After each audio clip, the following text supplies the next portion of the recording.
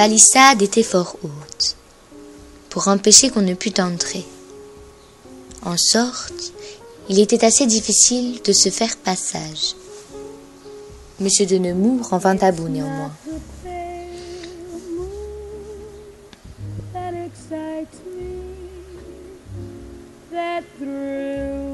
En se glissant le long des palissades, il s'en approcha avec un trouble et une émotion qu'il est aisé de se représenter.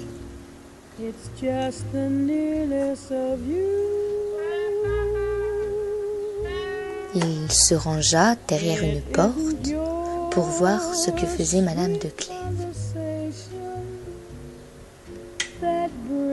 Il vit qu'elle était seule.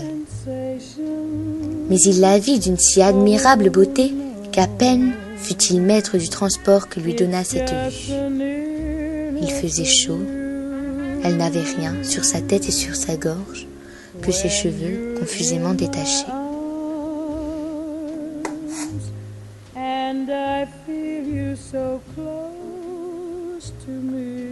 Elle s'assit et songea à leur première rencontre.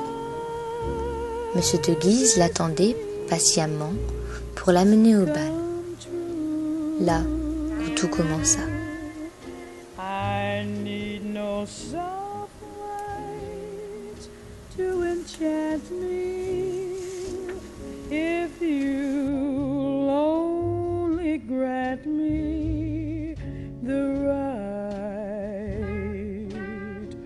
To hold you ever so tight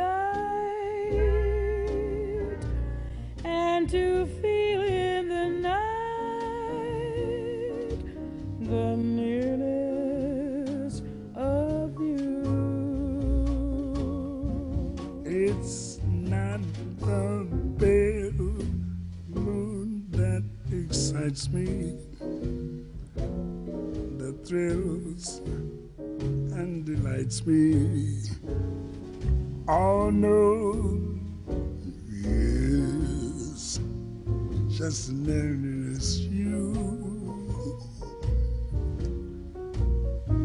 It is your sweet conversation that brings this sensation. Oh no.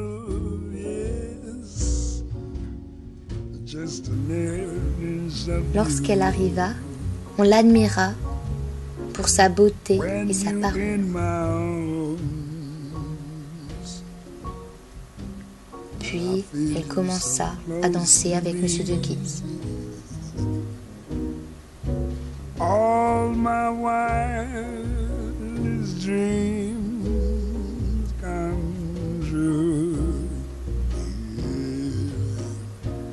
I need no soft lights to enchant me if you only grant me the right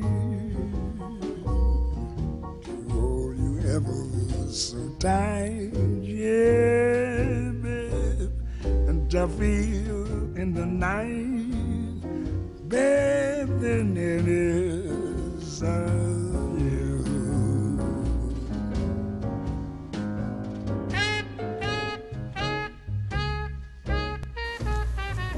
Monsieur de Nemours arriva.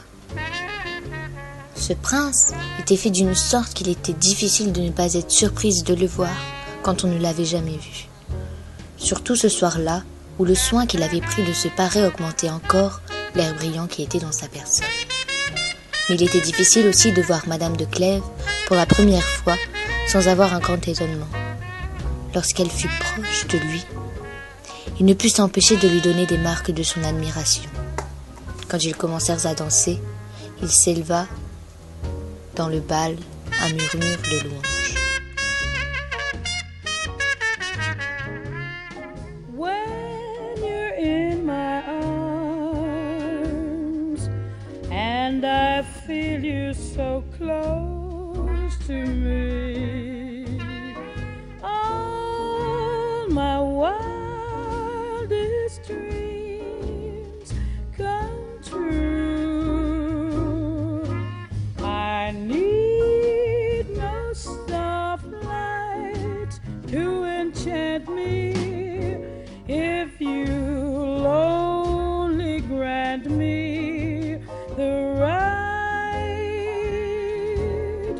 On ne peut exprimer ce que sentit M. de Nemours dans ce moment.